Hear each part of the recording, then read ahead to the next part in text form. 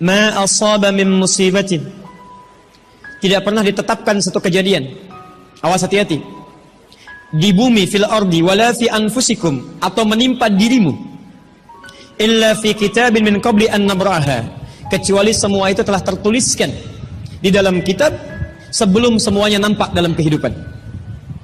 Ayat ini ingin memberikan gambaran bahwa semua kejadian-kejadian yang terjadi di muka bumi ini, termasuk dalam terkait aktivitas kita, termasuk dalam pencarian jodoh kita, semuanya telah tertuliskan, diatur oleh Allah Subhanahu wa taala. Singkatnya, semua ada dalam aturan Allah. Allah telah mengatur si fulan hidup sekian sekian sekian, meninggal sekian sekian sekian, rizkinya sekian, jodohnya akan mendapatkan sekian sekian sekian. Sebagian tidak bisa diikhtiarkan seperti ajal nggak ada ikhtiarnya. Anda tidak bisa ikhtiar untuk bisa menunda atau mempercepat ajal, langsung nggak bisa diintervensi. Sebagian ada yang harus diikhtiarkan, hukumnya sudah ada, cuman kita tidak tahu bagaimana dengan takdir yang telah Allah tetapkan. Maka untuk mendapatinya, maka ikhtiar kita untuk meraihnya. Maka ada sesuatu yang ditempuhnya dengan cara ikhtiar. Tayyib. Di antaranya ini jodoh. Allah telah tetapkan jodoh kita, diatur oleh Allah. Ini yang terbaik untuk kehidupan kamu. Tapi Allah merahasiakan kepada kita siapa jodoh yang dimaksudkan. Maka kita berikhtiar, yang dengan ikhtiar itu ada pahala didapatkan. Saya ulang, ada pahala didapatkan, ada kenikmatan dalam mencarinya. Bayangkan kalau kemudian nikah aja tiba-tiba tanpa ada pencarian. Antum gak akan pernah merasakan bagaimana nikmatnya ta'aruf, bagaimana nikmatnya mengenal, bagaimana mencari, bagaimana pahala bersabar, bagaimana nikmatnya berdoa, bagaimana istikharah dalam menentukan jodoh kita. Itu semua menghasilkan pahala dalam kehidupan kita. Maka yang pertama, lihat ketentuan Allah yang pertama, apapun ikhtiar yang telah Anda tempuh, maka semua ikhtiar ini tetap tidak akan keluar dari aturan Allah Subhanahu wa taala. Jadi kalau antum tadi sudah menunggu selama 4 tahun tanpa komunikasi, Masya Allah, sudah siap melamar, tiba-tiba Masya Allah dibalap oleh orang lain, kalah. Fokus.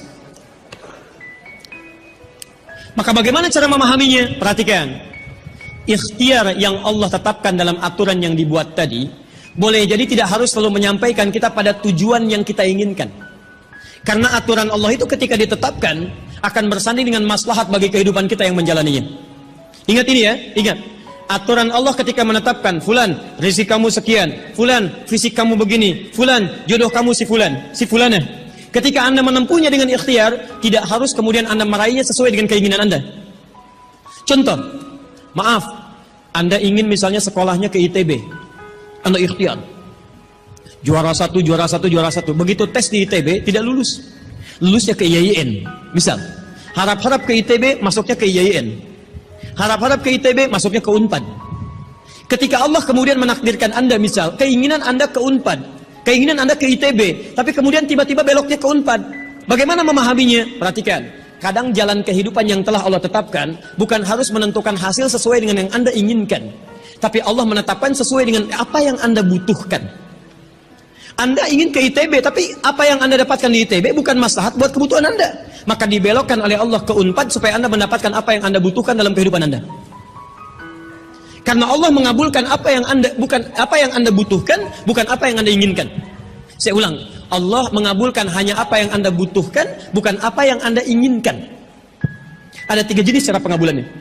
1, jika kebutuhan Anda sesuai dengan maslahat kehidupan Anda meminta. Maka jika keinginan Anda dalam permintaan sesuai dengan kebutuhan Anda, maka segera dikabulkan. 2, ada yang ketika Anda memohon, Anda belum sanggup untuk mendapatinya. Nanti ketika Anda mulai sanggup, disitulah kemudian Allah berikan. Antum punya anak 5 tahun, antum kaya, punya banyak uang, kemudian anak itu minta dibelikan motor. Dibelikan nggak? Uangnya ada, motornya siap dibeli. Anak baru 5 tahun, minta dibelikan motor, dibelikan nggak? Tayyib, kenapa? Karena dia belum sanggup menggunakannya. Tapi Anda sampaikan, nah, papa punya uang, papa siapkan ya, nanti ketika sanggup baru saya berikan. Demikian ketika Anda meminta kepada Allah Subhanahu wa taala dan memohon.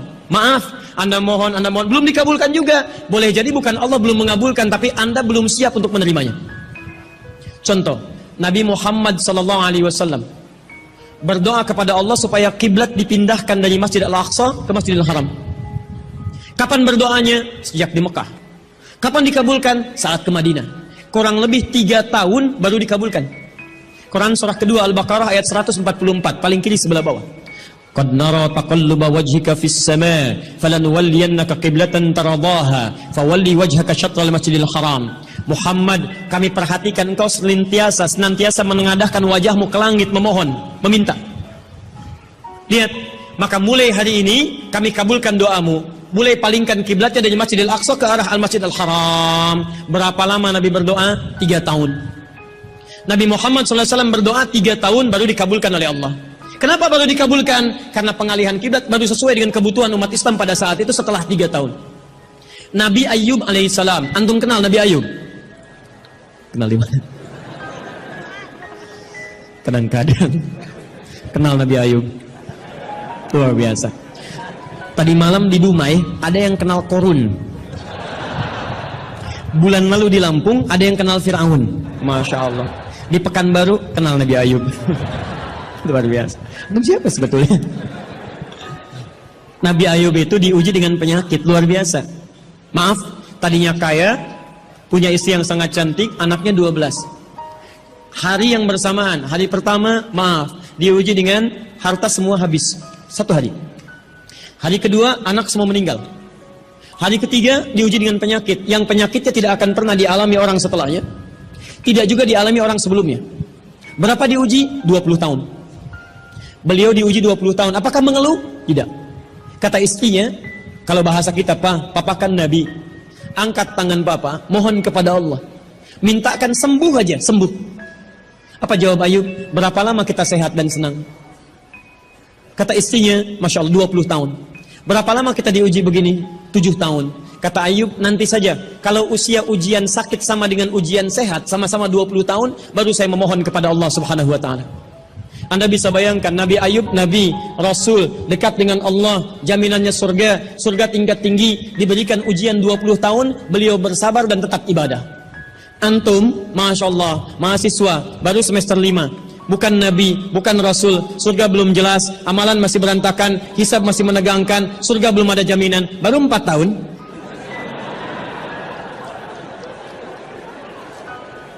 Itu yang terbaik buat antum. Yang terbaik. Jadi bukan berarti ketika Anda tidak mendapatkan dia, dunia hilang untuk Anda. Tidak. Banyak boleh jadi itu hanya titian ajaran dari Allah supaya Anda merasakan bagaimana nikmatnya ta'aruf. Supaya Anda belajar bagaimana mencari yang lebih baik lagi. Lihat kalimatnya, Quran surah ke-24 ayat 26. At-tayyibatu lit-tayyibin wat-tayyibuna lit-tayyibat al-khabithatu lil-khabithin sebelumnya wal khabithuna lil-khabithat.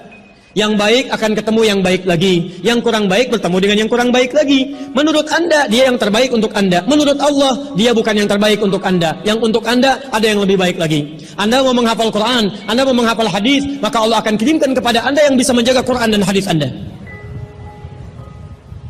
Kalau dengan 4 tahun belum bisa menjadikan Anda mendapatkan yang terbaik, tunggu. Karena yang terbaik itu lebih daripada yang mulia akan mendapatkan masa yang cukup panjang. Al-Bukhari menulis hadis 16 tahun, kitabnya abadi. Orang menulis kitab 16 hari belum tentu abadi.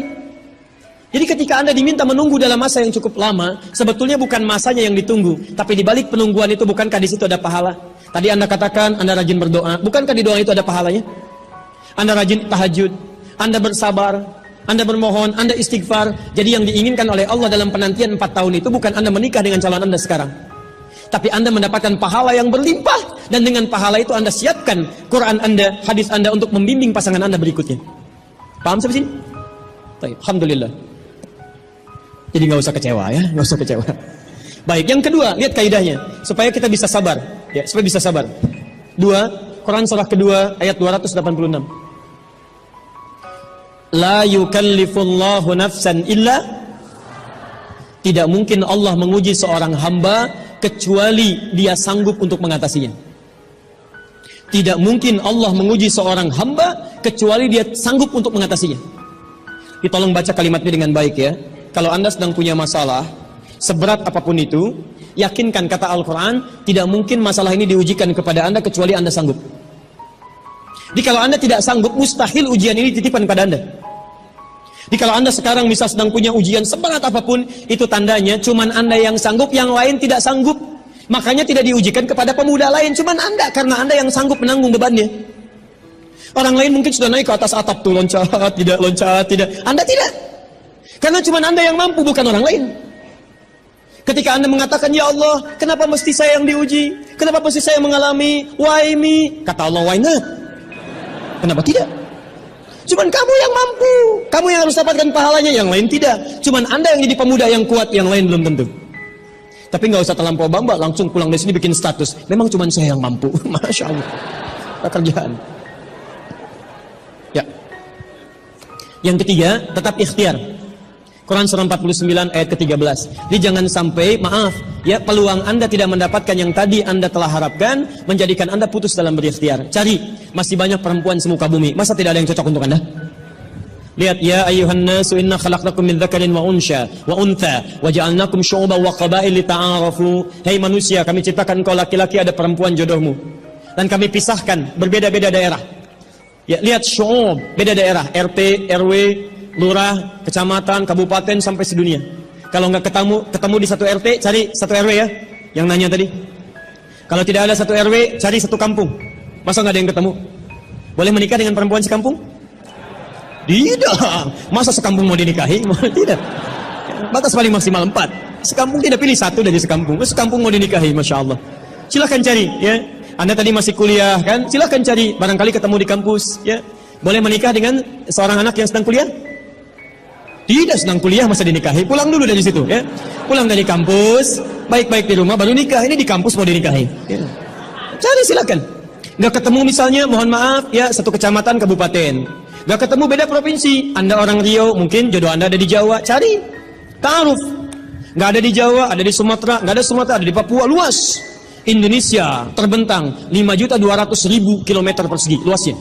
Kata Ahmad Mansur Suryanegara, pakar sejarah, dalam bukunya Api Sejarah, halaman ke-19, paragraf yang kedua, baris 1 sampai 3, paling kanan sebelah atas. Luas Indonesia itu daratnya 2 juta kilometer persegi, lautnya 3.200.000 kilometer persegi. Daratan dan lautan, Masya Allah, 5.200.000 kilometer persegi. Masa nggak ketemu? Pulaunya 13.677 pulau. Itu belum termasuk Pulau Gadung dan Pulau Gebang.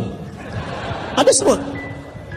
Nggak ada di Asia Tenggara, nggak ada Asia Tenggara di Asia, nggak ada Asia Amerika, nggak ada Amerika di Eropa, nggak ada Eropa di Afrika. Masa nggak ada yang cocok? Kalau tidak ada, mungkin antum ahli surga. Karena itu pun jodoh antum pun bidadari surga. Masya Allah. Tapi sebelum ke surga, baiknya menikah dulu di dunia ya.